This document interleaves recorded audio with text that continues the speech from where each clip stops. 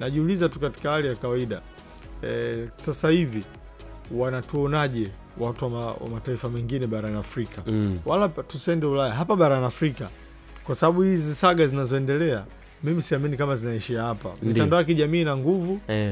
Haya maswala yanaonekana mitandaoni, watu wanatumiana. Kuna agents wako hapa Tanzania, wana wachezaji wanataka kuwatoa kuwapeleka sehemu nyingine.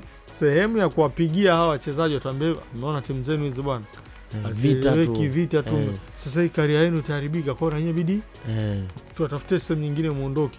Timu zinaweza zikaanza kupoteza wachezaji wazuri kwa sababu zinaonekana zinacheza ligi ya ubabaishaji.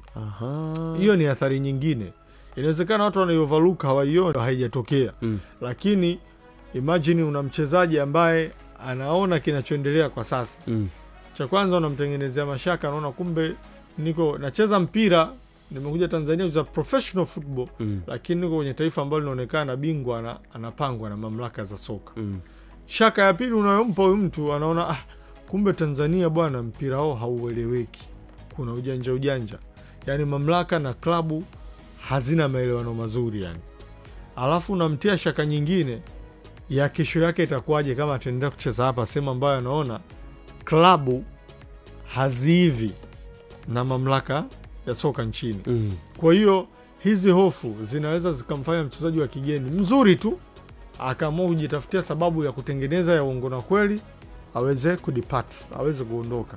Sasa katika mazingira kama hayo, hizi timu zitakuwa hazina maendeleo, kwa sababu tukubali tukatae, ndio timu zetu hizi za Simba na Yanga hapa nyumbani kimataifa zinafanya vizuri sana kwa sababu ya wachezaji wa kigeni.